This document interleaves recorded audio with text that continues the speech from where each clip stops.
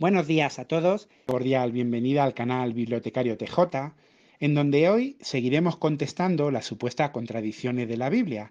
Hoy concretamente nos vamos a centrar en la número 59, que plantea la siguiente pregunta.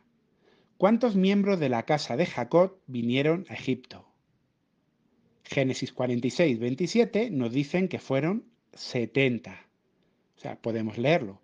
Todas las almas de la casa de Jacob que entraron en Egipto fueron 70. Sin embargo, en Hechos 7:14 tenemos otra cifra. Dice, y enviando José, hizo venir a su padre Jacob y a toda su parentela, en número de 75 personas. Claro, aparentemente para estas personas aquí hay una contradicción, porque en un lado, en Génesis, Moisés dejó por escrito que eran 70. Sin embargo, en Hechos 7:14 nos encontramos que Esteban dice que fueron 75. Entonces, ¿qué es lo que ha ocurrido aquí? Bueno, pues tenemos que decir que no hay ninguna contradicción. Basta con ir a cualquier comentario bíblico para encontrar la respuesta. Yo, por ejemplo, en esta ocasión simplemente he querido acudir al que tenía más a mano, que era el comentario al Nuevo Testamento de A.T. Robertson. Y él, analizando Hechos 7:14, explica lo siguiente. 75 personas. Esteban sigue la Septuaginta, que cuenta algunos nietos de José, llegando así a 75. O sea, la explicación es así de simple. Esteban no está citando las escrituras hebreas, donde sí pone 70. Esteban está citando de una traducción al griego, que era muy común en aquella época, que era la Septuaginta. Aquí tenemos que entender que Esteban, como tenía cierta, digamos, preparación, conocimiento helenístico, estaba familiarizado con el texto en griego, al igual que sus oyentes, pues era una traducción muy común en aquella época. Y entonces él citó de ahí. Ahora bien, tenemos que entender algo. ¿Por qué la Septuaginta dice 75? O sea, si el texto pone 70, ¿por qué ellos dicen 75? Pues fijaros, cuando tenemos una buena Biblia de investigación, como es la traducción del Nuevo Mundo, y vamos a Génesis 46:20, ahí se nos explica qué ocurre. Fijaros, lo podéis ver aquí en pantalla y dice, después de Efraín, la Septuaginta añade otros 5 nombres, pues dice, pero le nacieron hijos a Manasés, los cuales le dio a luz su concubina Siria, a saber, Maquir. Y Maquir llegó a ser padre de Galaad. Pero los hijos de Efraín, el hermano de Manasés, fueron Sutalaam y Taam. Y los hijos de Sutalaam fueron Edén. Puede que esto explique por qué la Septuaginta en Génesis 46:27 y en Éxodo 1:5, y también por qué Esteban en Hechos 7:14, cuentan 75 almas. Sí, lo que ocurre es que en la Septuaginta, cuando se da el listado, en Génesis 46:20 añaden 5 nombres más. Claro, alguien puede decir, pero eso de añadir no está bien, ¿verdad? A la Biblia no hay que ni que quitarla ni que ponerla. Pues sí, sí, tenéis razón, evidentemente. Pero tenemos que entender también que Jehová lo que ha inspirado es su palabra, la palabra de Dios, que se escribió en hebreo y en arameo, y posteriormente las escrituras griegas, como el nombre lo dice, en griego, el Nuevo Testamento, las cartas de Pablo. Pero Génesis 46:20 en la Septuaginta no deja de ser una traducción. Y Dios jamás, jamás ha dicho que Él fuera a inspirar las traducciones. Y las traducciones a veces pues tienen errores y las traducciones a veces se toman ciertas licencias como añadir explicaciones, añadir palabras como es este caso, añadir nombres o incluso hay Biblias, traducciones que se han atrevido a añadir libros enteros, como son los libros apócrifos. Pero vamos a explicar ahora otro tema. ¿Por qué los judíos hicieron eso? ¿Por qué añadieron esos 5 nombres a Génesis 46:20 que hacen que claro, que la suma total de los que entran en Egipto sea 75 en lugar de 70. Es más, ¿por qué Esteban cita de la Septuaginta y da esa cifra en vez de dar la cifra inspirada de las escrituras hebreas, que es 70? Pues para comprender esto, lo primero que necesitamos es saber que los judíos no hacían las genealogías, los listados o los censos como lo hacemos nosotros hoy en día. Ellos seguían otros criterios. De hecho, eso es algo que ya hemos visto en este canal. Precisamente cuando analizamos el tema de Esdras y Nehemías, los censos que ellos hicieron, por qué no coincidían, vimos que simplemente siguieron unos criterios diferentes para conseguir unos objetivos que también eran diferentes. Pero ambos consultaron las mismas fuentes. Lo mismo pasa con la genealogía de Jesús. Ahí vamos a poder ver cómo se utiliza en un caso concreto una genealogía reducida, con un fin muy específico. Entonces, tenemos que mentalizarnos de eso, que las genealogías de los judíos, sus listados y sus censos, no son como los nuestros. Y ahora vamos a ver un ejemplo de ello. Precisamente un ejemplo en Génesis 46, que es el tema que estamos tratando hoy. Y fijaros lo que se nos dice en el versículo 26. Todas las personas que fueron con Jacob a Egipto, sus descendientes directos, sin contar las mujeres de los hijos de Jacob, todas las personas fueron 66.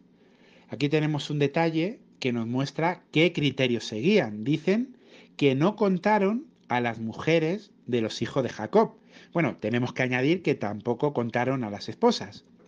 Y claro, es que todo el capítulo de Génesis 46 lo que hace es mencionar los descendientes que tuvo Jacob. Empieza a hablar, a ver, con tal esposa tuvo a Judá y Judá tuvo X hijos. Con la otra esposa tuvo a, por ejemplo, a Rubén y Rubén tuvo tales hijos. Los va numerando. De hecho, yo me hice un pequeño Excel donde fui poniendo todos los nombres para ver qué cifra daba, para ver si coincidía y así de esa manera poder contestar mejor esta supuesta contradicción. Aquí podéis verlo en pantalla. Pero bueno, nos vamos a quedar con este pequeño detalle. 66, pero sin contar las mujeres. Pero ahora si vamos al versículo siguiente, al 27, dice, y los hijos de José que le nacieron en Egipto, 2 personas, todas las personas de la casa de Jacob que entraron en Egipto fueron 70. Claro, ahora hay algunos a veces me preguntan, dicen, oye Javi, ¿por qué 66 y aquí por qué dice 70 tan solamente un versículo después? Y claro, yo les digo, mira, es muy importante leer bien los textos para poder entenderlo. Y dicen, sí, sí, vale, es verdad que aquí dice que nacieron 2 personas en Egipto. Vale, nacieron 2, los 2 hijos de José, que son Manasés y Efraín. Vale, pero de 66, si sumamos esos 2, serían 68, no 70.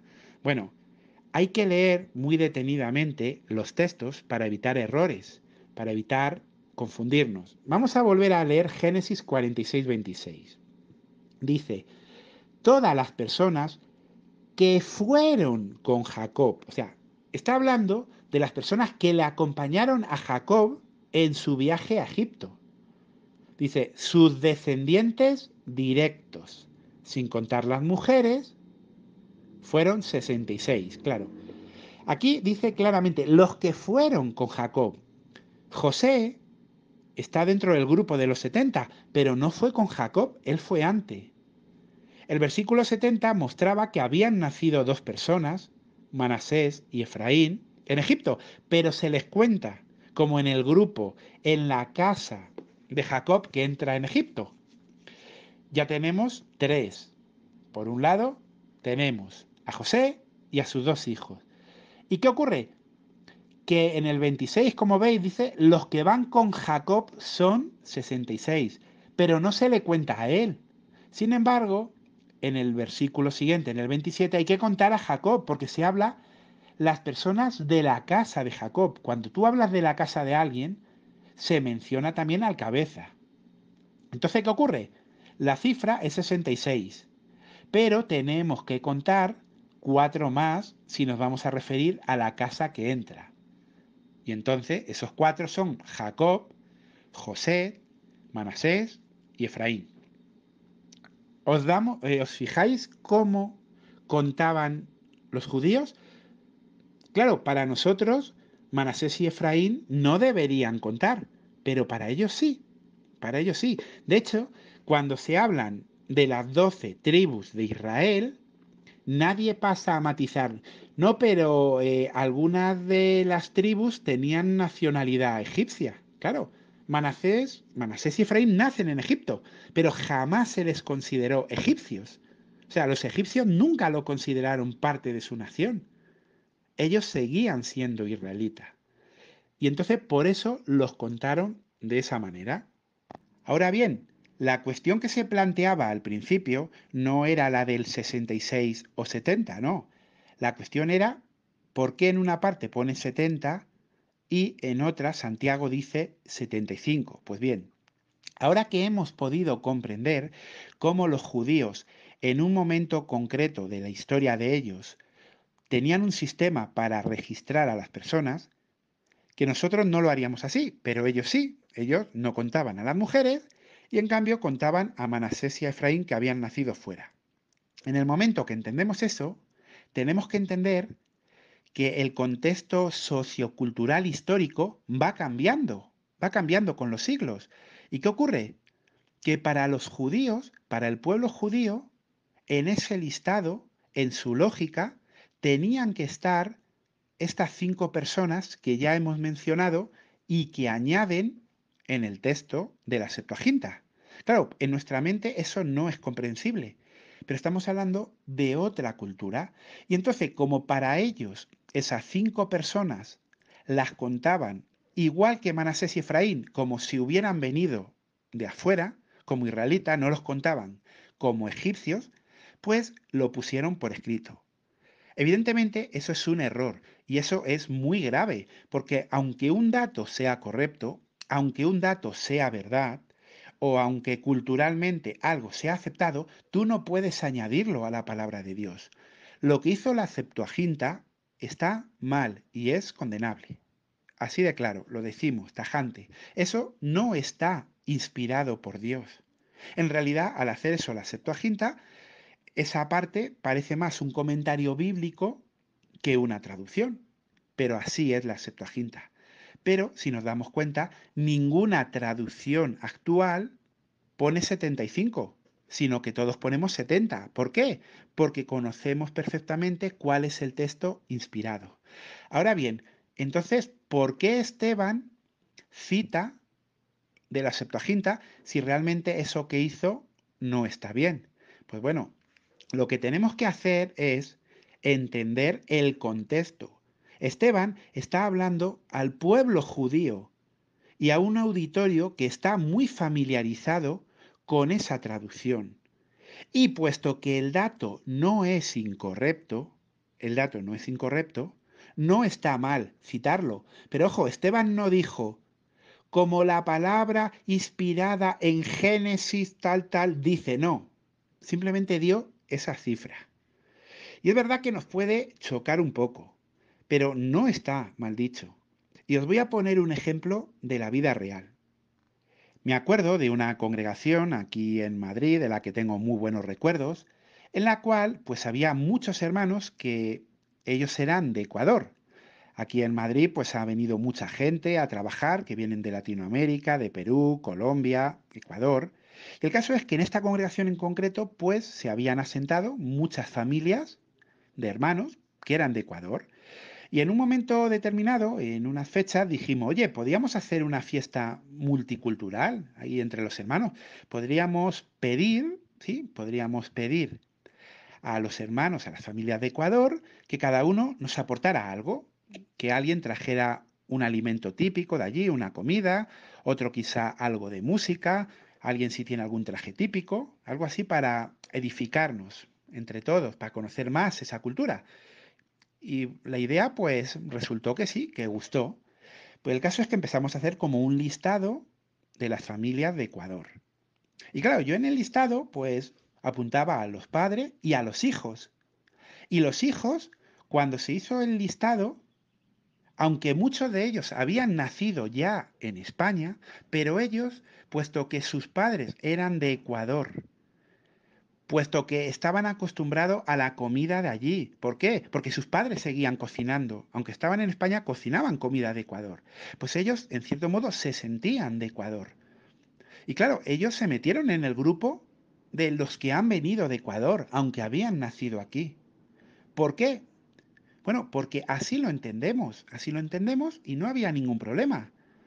Es verdad que a lo mejor en la congregación podía haber algún hermano que su tatarabuelo sí era de Perú o de Bolivia, pero a ese ya no lo considerábamos de allí, a ese le considerábamos de aquí, porque ya había pasado varias generaciones. ¿Pero qué criterios seguíamos? Pues un poco el sentido común. Pero la realidad es esa. Gente que había nacido ya en España los considerábamos ecuatorianos y ellos se consideraban así. Y al final hicimos la fiesta y nos organizamos de esa manera. Ahora bien, si a mí me piden que haga un censo de la congregación, de dónde es cada uno, yo no lo voy a hacer así. Yo voy a cambiar las cifras, las voy a poner exactas y evidentemente los que han nacido en España los voy a poner en el grupo de españoles. Y solo voy a meter en el grupo de ecuatorianos los que hayan nacido en Quito, en Machala o en cualquiera de las ciudades de allí. ¿Entendéis? Es incorrecto que yo cuente como ecuatoriano a los hijos si ellos mismos se consideran así. No, no es incorrecto. No hay problema en hacerlo en un listado de uso personal y no hay ningún problema en decirlo en el habla. Lo que sería un problema es en un censo oficial que yo los contara así. Y eso es lo que ha ocurrido con la Septuaginta. Lo oficial es la palabra de Dios, es Génesis, las escrituras hebreas, y pone 70. Lo extraoficial, lo que diríamos a nivel de calle, es 75. El problema, que los judíos lo metieron en la Septuaginta. Muy mal hecho. Pero igual de mal está meter los libros apócrifos como hace la Iglesia Católica o meter textos espurios como hace la Iglesia Evangélica. Eso es lo que ha ocurrido. Pero contradicción en la Biblia, ninguna. La Biblia no tiene contradicciones, es perfecta. Y bueno, pues ya hemos contestado la supuesta contradicción de la Biblia número 59. En este canal vamos a seguir contestando todas hasta llegar a la 101. Y simplemente pediros a todos los que nos estáis viendo y escuchando que por favor nos apoyéis dando like al video. Cuantos más like tengamos, YouTube más lo recomienda a más personas y podremos quizás ablandar el corazón de estas personas que tanto atacan la palabra de Dios. Pues bueno, hasta aquí con el video. Daros gracias a todos por estar aquí y que Jehová os bendiga mucho.